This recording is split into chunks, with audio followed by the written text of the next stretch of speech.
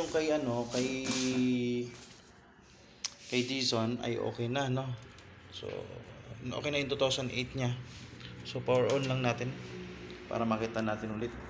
So okay na yung 2008 niya, no? At saka na-reset ko na yung kanyang kasi expired na daw.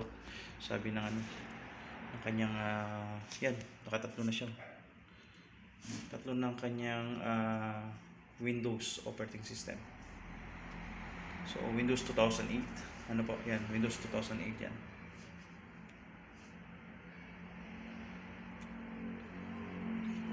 So sadyang ganyan, no? Medyo matagal siya, pero hindi na ibig sabihin ay sira yung 2008, no? So maglo-loading yan, mamaya lalabas yung cursor niyan dito sa gitna. Yan, may cursor yan mamaya. So yan yung Kitizon, ano? Working naman yung kanyang 2008, na ibig sabihin walang problema sa ating ISO image file. So yun, kita naman, lumabas yung kanyang cursor. Yan. So na-reset din natin. Yan, Control Alt Delete lang, no? Control Alt Delete. Yan, Control Alt Delete. So isang kamay lang gamit, no? Okay, so Control Alt tapos Delete. Yan. Tapos type natin CSS. So C, capital C, SS at 1 2 3 4 5. So enter. So yan. Tapos kayo tingnan din natin, no? So ibig sabihin wala problema sa ating sa ating installer. So yan, no. So ganyan. Paano titingnan kung expired na o hindi pa? So punta lang sa start, yan, start. Tapos computer, tapos right click properties, no. Right click ng computer properties. Yan. So lalabas naman yan. So may 10 days na nagkaroon siya ng additional days para may pang-practice tayo, no. So ngayon gagawin natin yan kay Umali, no. Yan. Computer ni Umali. So power on lang natin. Kasi nagano siya, natapos na kanyang installation, nag-shutdown siya ng kusa. So saan na kanya? Yan. Power on lang natin kay Umali. Okay. Tingnan natin kung katulad din kay Dizon. So shutdown natin kay Dizon, no? So 10 days yung kanyang extend na araw. So extension. Yan, shutdown lang natin. Kasi okay na ito, no. So ganyan lang shutdown, no. Okay. Yan. So ito na naman kay Umali, no. Sa kanila kasi nagra-running kanina, no. So yan, kaya yan yung inintay ko pa para ma-shutdown siya ng proper. So tingnan natin kung ganoon din kay Umali. So yan. So hindi lang natin na-check yung msconfig, mamaya check natin dito msconfig, no. So ganyan ang lalabas po kapag na-install niyo siya ng iOS. So nakalagay doon diyan, the user's password must be changed before logging on the first time. So first time kasi, no. So ibig sabihin ngayon pa lang yung first na magagamit natin yung Windows Server 2008 R2. Yan.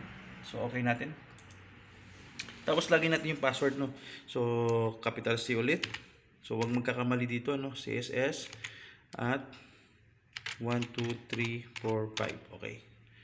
Capital C, double single S, okay, small letter S at 1 2 3 4 5. So same lang din. Pag mali, hindi naman yan mag-okay. So ibig sabihin ng error, mag-error siya. 1 2 3 4 5. Yan. So enter lang natin, or di kaya ito yung i-click natin. Yan. So yan. So the password has been changed. Okay, so ibig sabihin okay na tayo. Okay lang natin. So welcome na siya. Yan. Yan kay Umali na computer, no. So ganyan din ang lumabas nila kay Dizon, expired na. Yan. So gagawin natin, i-run natin yung ating pang-reset, no, sa Windows. So kahit hindi naman 2008, kahit sa Windows version yan, pwede naman siya, no. Windows operating system. So kaya yan man ay 2007, Windows 7, Windows 10, 11, ganyan, no. So pwede naman siyang gamitin doon. So ano na yan, active as military na lang. So ganyan ang lalabas, no. So okay lang. Okay, so yan. For the first time, ganyan ang mangyayari. So expired siya. Yan, lalabas siya. License is expired. So gawin natin ang paraan yan.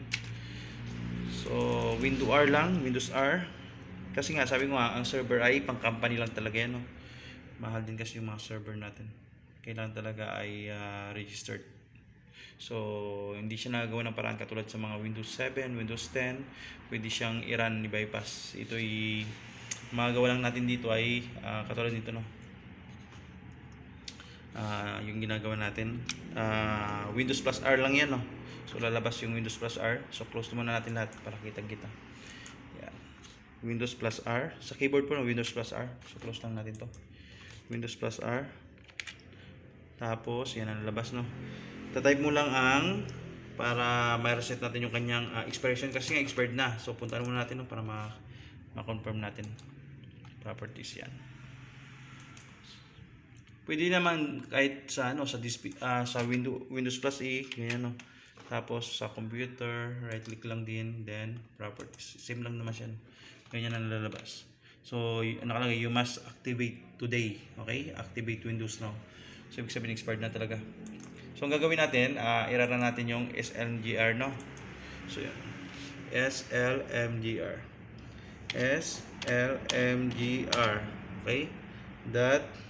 .bbs tapos space and then forward slash and then rearm. Yan. So yan yung pinaka pinaka shortcut na magagawa natin, no, para ma-renew or ma-reset yung kanyang expiration. Para ito hindi na natin nakikita kasi makikita natin lagi yan, no. And then baka magkaroon ng limitation sa kanyang mga features. So okay lang natin, no, pag tama naman yung type natin. So okay lang natin. Yan. Kaya yan po mangyayari. Hindi may lalabas yan, something na yan. Kailangan command completed successfully. Please restart the system for the changes to take effect. So nandiyan pa din, no, so kailangan lang natin i-restart, no, para magbago yung kanyang settings. Okay? So restart lang natin. Start, tapos yan, restart lang. So restart lang pipiliin. Yan. Tapos dito, dahil naka-disable yung okay, so ang gagawin natin, comment lang tayo kahit ano. Yan, para lumabas na si okay. And then, yan, mag-restart na yan. So dapat ang mangyayari dyan is ma-reset na siya. So kiklik ko lang po yung arrow, no, arrow down, para makita natin na tatlo yung pagpipilian na. Hindi na siya katulad ng dati na dalawa o isa. So dahil nga nagkaroon tayo ng another partition, no, another OS. Yan. Okay. So kita naman yun. Kiniklik ko kasi nga mawawala agad, no. So Windows Server 2008. So kompleto na tayo, no. Windows Server 2008 na tayo. Tapos may Windows 10 pa tayo, may Windows Server 2012 pa tayo. So yung Windows Server 2008 kailangan din kasi mapagdaanan kasi nga medyo ito yung medyo mahihirap-hirap yan, no, Windows Server 2008. Tapos pag yung unawan mo na yung 2008, so pahapyaw lang tayo sa 2008, no. For sure maunawan mo din yung 2012. So lahat po yan gagamitin natin, no. So basta laging isipin yung left side natin is the client. So dapat Windows din dito mag-open. And then right side natin is the server PC. Okay, so maalin yan sa 2008 or di kaya 2012. So ngayon open na natin si 2008, no. Highlight lang natin si 2008 and then enter lang natin yung keyboard. Yan. So dapat na-reset na, no. So ganun lang pagre-reset, no, or pagre-renew ng ating Windows Server license. Kahit yan sa 2008 natin gamitin, 2012 ay walang problema. So ganun din ang ginagawa namin, no, pag 2012. Pag na-expired na, kasi nga pag expired na yung OS ay possible hindi natin magagamit na ng kanyang magandang performance. So Control Alt Delete ulit. So isang kamay lang kasi ang aking gamit. Control Alt Delete yan. Tapos C, capital C, SS. Huwag kakalimutan yung password, ha. Baka dito kayo mag-NYC dahil nga password kung minsan pinapalitan. So mali. Okay. C SS at 1 2 3 4 5. Okay. So yan. So dapat mawala na yung expired na yun, no? Okay. So ibig sabihin yung mga computer nila sa Longga, pati nila ma'am dito sa baba, no? Kila Ma'am Lonceras ay okay na yun, no? So working na yun. So yan, no? Nawala yung kanyang expiration. Okay, so nawala na dahil sa ginawa natin yun. Okay, so ang kailangan na lang dito drivers, kasi wala siyang mga drivers sa properties natin. Tingnan natin kung nawala nga talaga. So yun, may 10 days to activate tayo. Okay, so magagamit natin siya ng 10 araw. So kung mag-expired na naman siya, hindi i-run na naman natin ng SLMGR. I think 3 times yan pwedeng gawin, no? So yan, so pwede natin try ulit yun. Okay, so yun lang, ganun lang naman yun. So at least ay hindi na siya expired. Mayroon pa siyang extension to activate. So yan. So ganun lang naman ang gagawin, no? Tapos standard lang tayo, no? Windows Server 2008 R2 standard. Okay? So ito, kailangan nating i-run or install yung ating LAN driver, no? Or yung Ethernet controller. So tawag yan Ethernet controller. Pati yung speaker natin, no? So tingnan natin yung device manager. So paano pumunta ng device manager? Window R lang. Okay? So dev mgmt .msc. Okay, so yan, ganyan lang ating command doon sa ating ating shortcut shortcut word. So okay lang natin. So device manager po yan, so ang dami, kailangan i-install yung lahat yan. Ethernet, PCI, USB bus, SM bus controller, USB controller, yan. So kailangan i-install lahat yan. So pwede na view, show hidden devices kung meron pa. So yung pati yun, no? So okay naman yung mouse natin, wala problema. So ito lang talaga, no? Yung 5 na yan. Okay, so bali 4 kasi parehas naman yung universal server bus yung isa. So yun. Okay, so device manager natin yan, no? Pagpunta dev mgmt window R dev mgmt.msc. So pag device manager, titingnan natin yung mga naka-install, kung ano pa yung mga kulang na drivers. Yan po ang ating ilalagay na pinaka-command, no? Running extension, no, ng ating application or ng ating services. Okay, so yan yung dev mgmt.msc. And then pag gusto ko naman tingnan yung aking disk or tingnan natin yung natin kung okay naman yung kung ilang, kanina nakita naman natin, diba, kung nakatatlong partition tayo, may 3 windows tayo. So confirm lang natin msconfig. Ganun lang naman ang ginagawa natin, di ba? msconfig. Yan, msconfig, no? Para makita natin kung ilan yung ating bootable. Okay, boot tab lang tayo, no?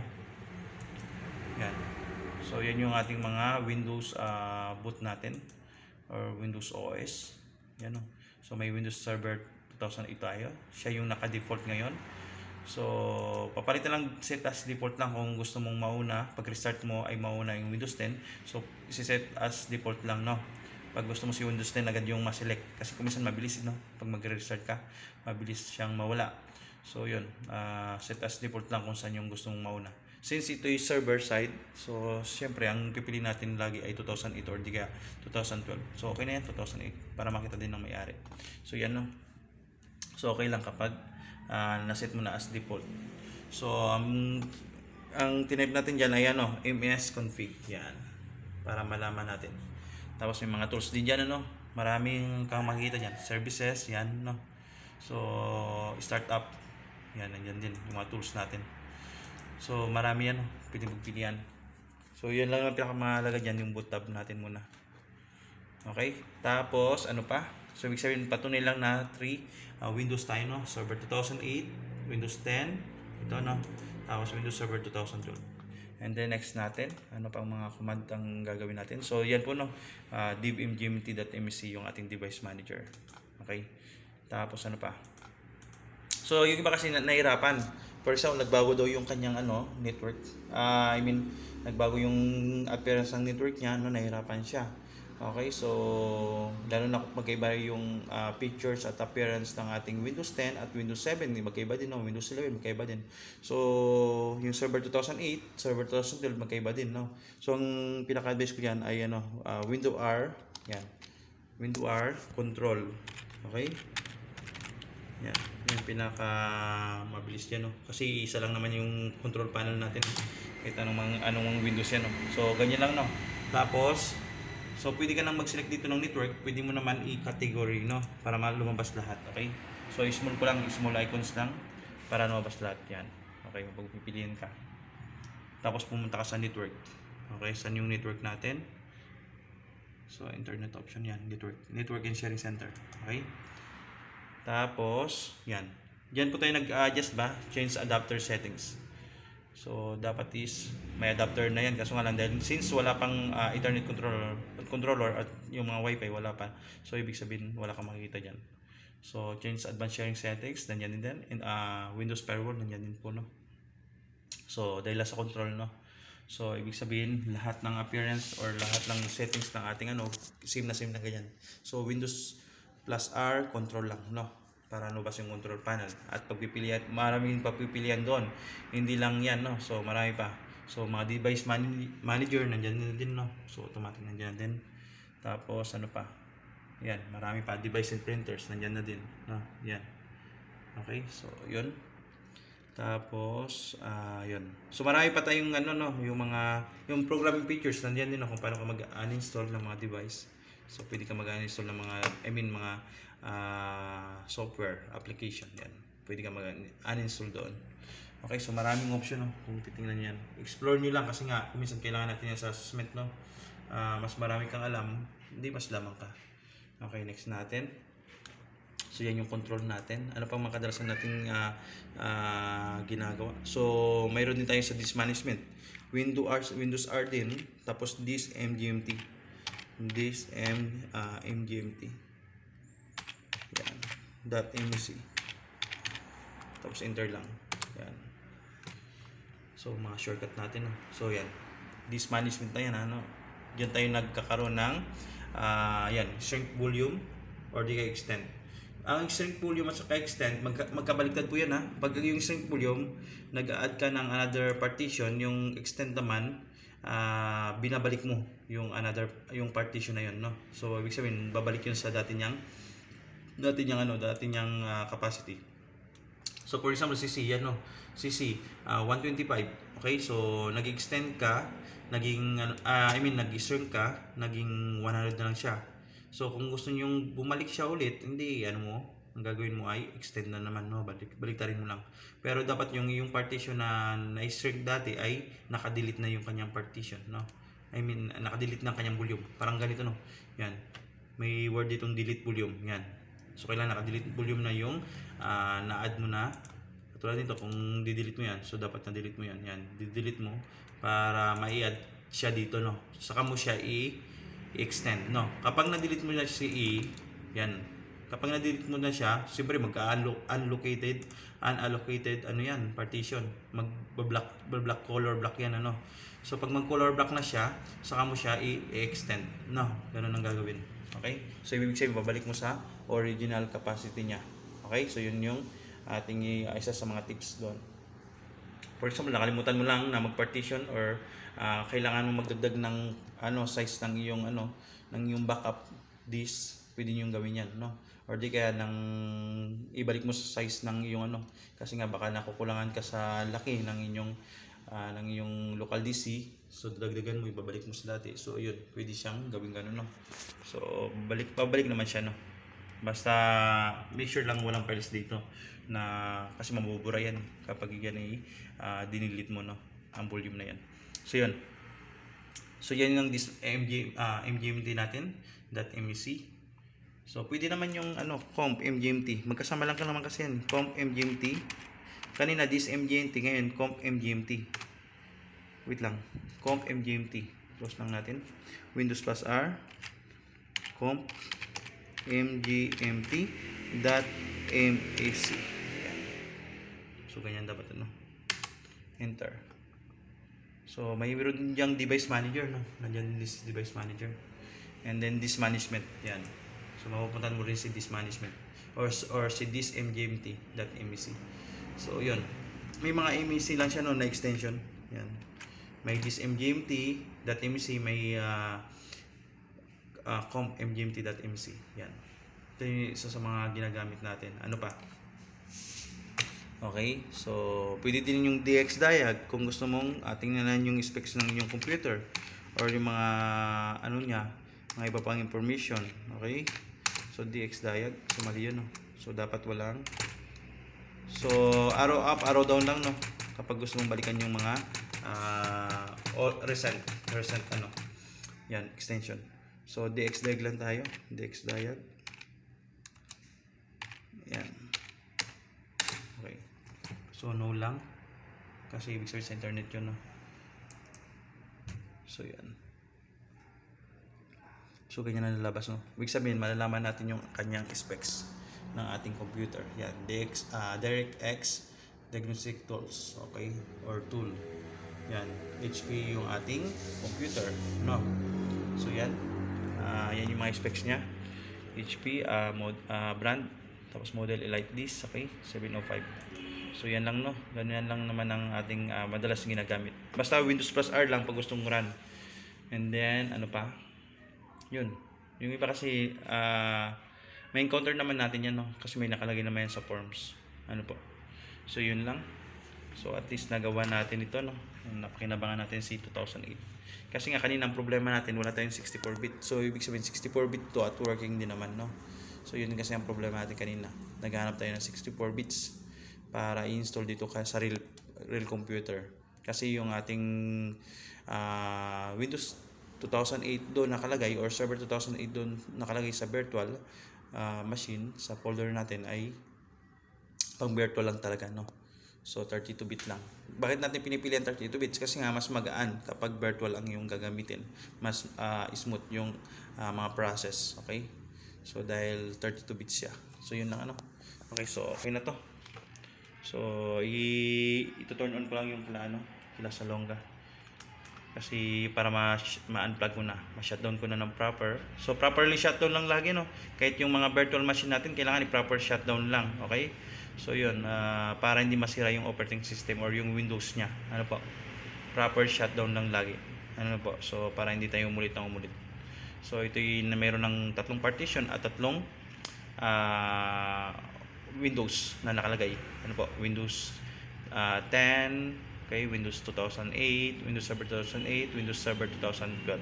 So sa paggagawa ng yung pinaka-standard no, kailangan i-install niyo muna ng yung mga dual boot or triple boot na natin na partition. So kailangan unahin natin yung ating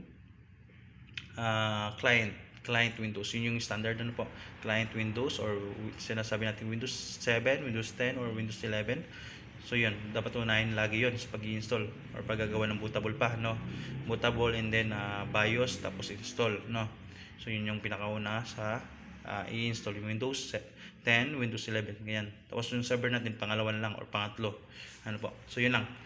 Okay, so yun lang, sana ay magawa natin at maging successful lang ating mga tasks.